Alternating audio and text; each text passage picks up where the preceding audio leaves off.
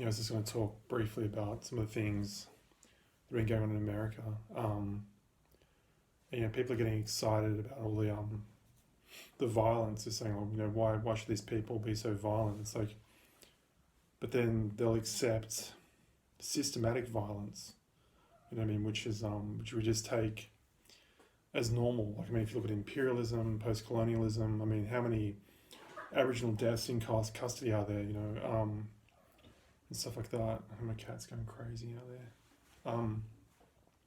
So, you look at it and you go, well, I saw one thing was like, had this protest from the 60s and then a protest from now and saying, this is crime, that's protest. It's like, how many peaceful protests can you have and then not get fed up? You know what I mean? Like, there's been so many peaceful protests about these issues. Some guys, they got down on their knees, and like protested, and then everyone got excited about that. It's like, but no one gets excited about the fact there's so much systematic violence.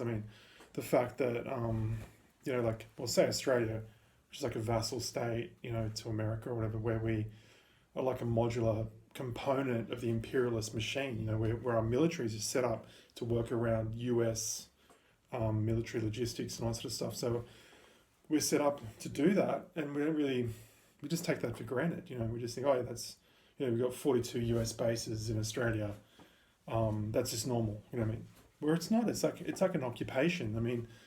Do we really have any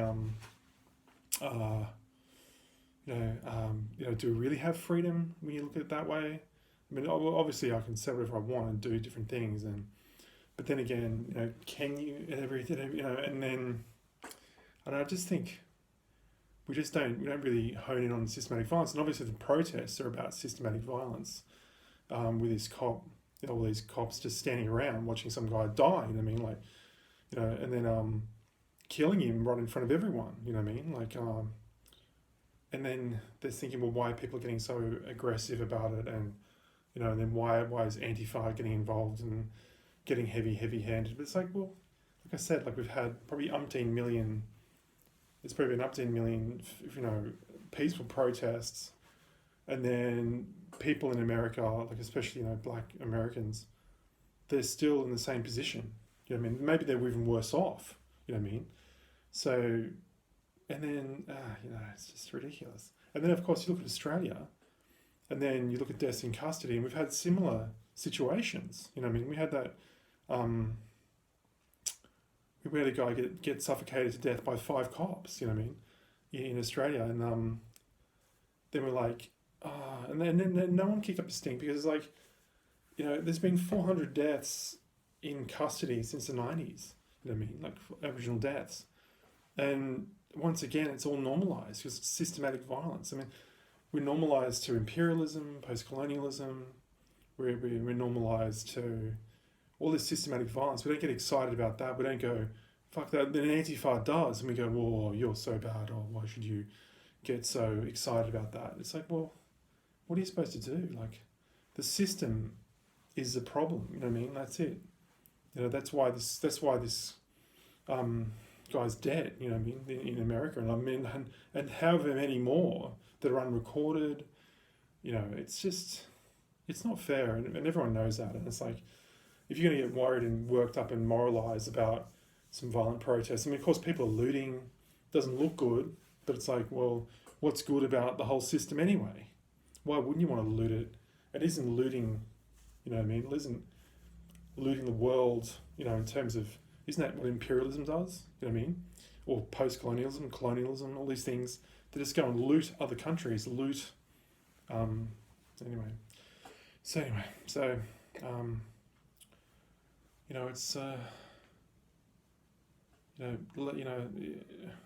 the thing is, you really need systematic, you need more organised, and a lot of people are organised, you need like more organised forms of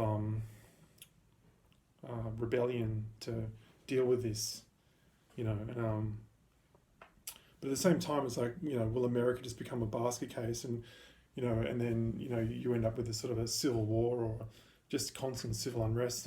But people are getting shot every day there anyway. If it's if one person gets shot a day, every day of the week. You know what I mean? Like, uh, anyway, it seems like, I mean, I don't know. I look at the US and I think it's just this massive killing machine. You know what I mean? Like, and it's just really crazy. Like, it's been going on for decades. I mean, and with racism, I mean, as if the Vietnam War wasn't racist, as if the Korean War wasn't racist, as if the Afghan War wasn't racist. A lot of these things, it's all bound in the same cloth. You know what I mean? It's all bound in the same thing. It's the same machine. It's the same. You know, it's just it's criminal. It's not justice. It's not justified. You know what I mean? It's just people filling their pockets and trying. Like, I mean, like the crap you used to hear about with the Iraq War. Oh, we're trying to win the hearts and minds. How can you win the hearts and minds of people with an army? You know. But I guess, I mean, I write about it a little bit. This stuff comes up in my when I write and stuff like that here and there. I always write a little bit about these things because I'm thinking about it. But it's just, so don't get upset about the fact that this stuff's happening, because what are people supposed to do? People have reached the end of their tether. You know what I mean? Like, they're gonna explode. The whole thing is gonna explode, and that's just how it is. You can't. The